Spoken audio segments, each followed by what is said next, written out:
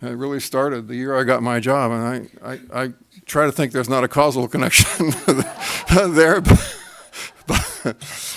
the data does kind of haunt you every now and again. So I think there are a lot of questions about graduate education that we probably ought to be asking ourselves more often than we do. Like, who are the people who really are succeeding in our graduate programs? What are their characteristics? Who are the people who are kind of floundering in them? And is there a way to detect those folks on the way in instead of midway through a long process that doesn't get completed? And who's not coming? How do we reach them? I think it's important to have a more robust and probably more honest conversation about the demographics of graduate education than we have. We at Illinois, we brag about how good our numbers are for minority students because they are among the best in the Big 10.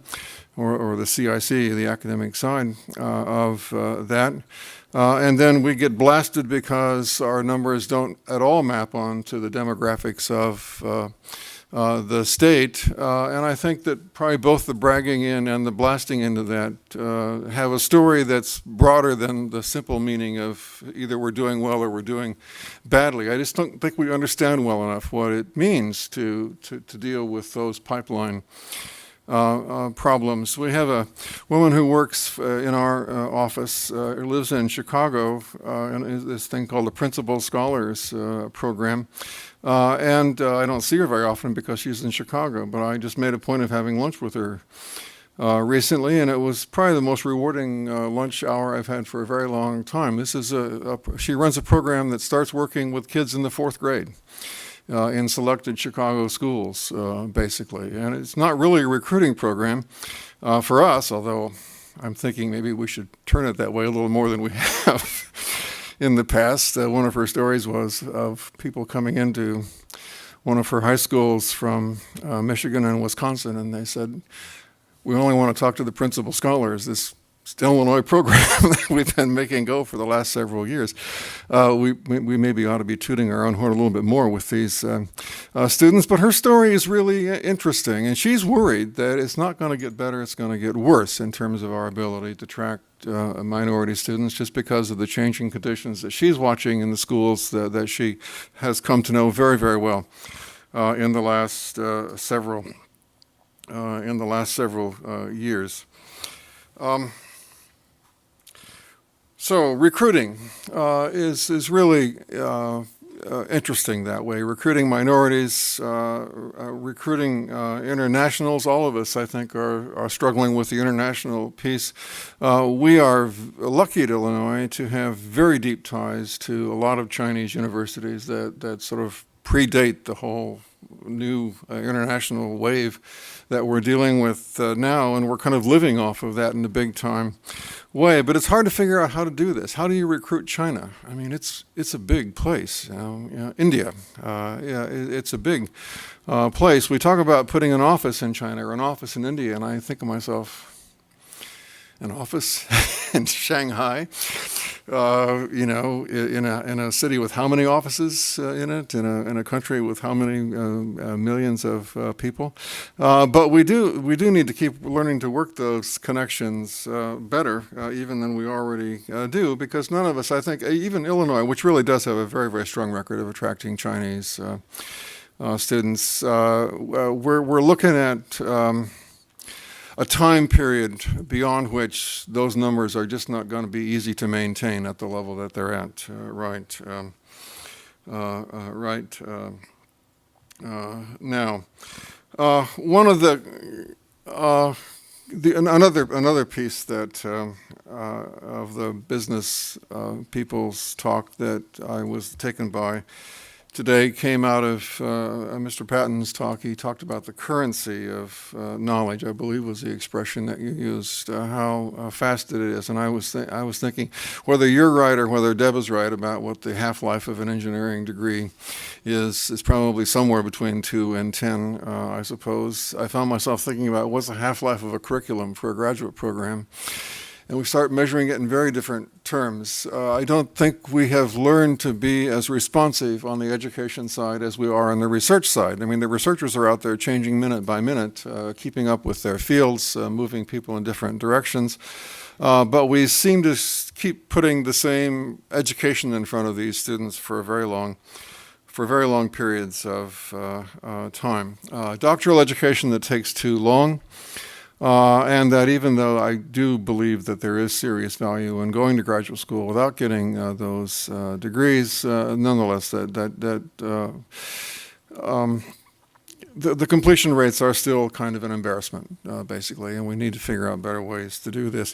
It probably means just having fewer people in some of these students. I was just doing arithmetic over there, my old English professor arithmetic, and I'm thinking if you have 10 students and your completion rate is 50%, you're going to graduate 5 students. If you have 8 students, you just cut it by 20% and you graduate 75%, you're going to graduate 6 students. So maybe one of the ways to address the completion rate in our programs is to just be more selective and then pay a lot more attention to the students that you've got to make sure that they are more successful in getting through. But I also just think we have to think about what makes graduate school attractive to students, or in the converse of that is what doesn't make graduate student attractive to students. What are they seeing? What are our undergraduates seeing when they look out at students doing PhD programs? It's always kind of been unsettling to me to realize that just the proportionately major producers of doctoral students in our country are small liberal arts colleges where there are no graduate programs.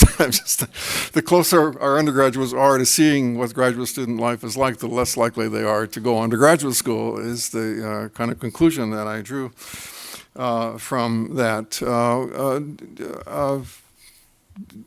Do we project a good image of what being a graduate student is all about, and why it is a satisfying thing to do?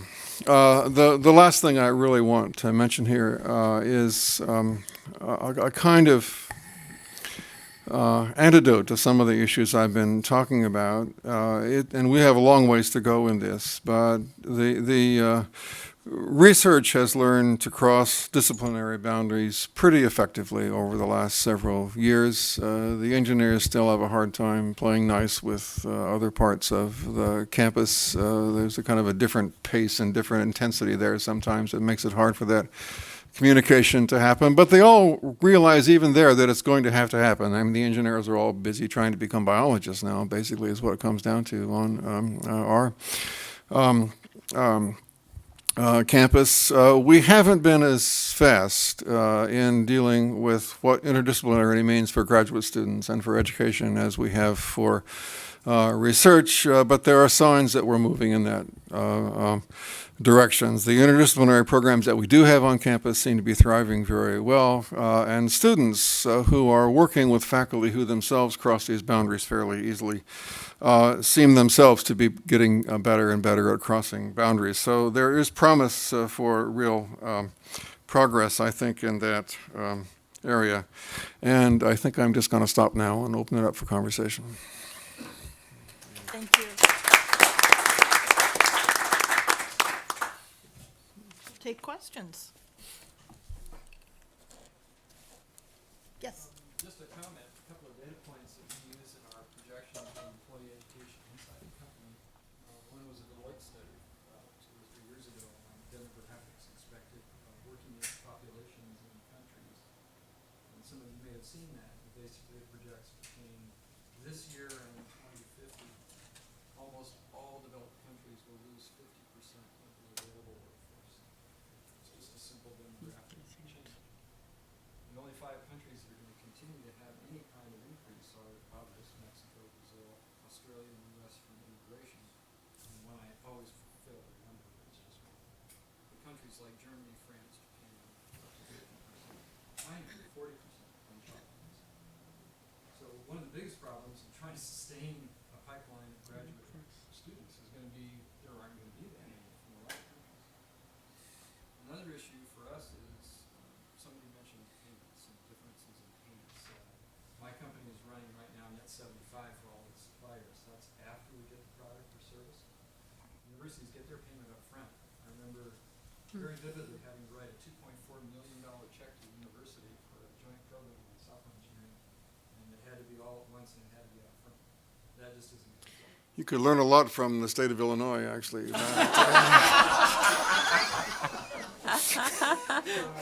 like it used to be that way. And then I think there's another data point that I found fascinating.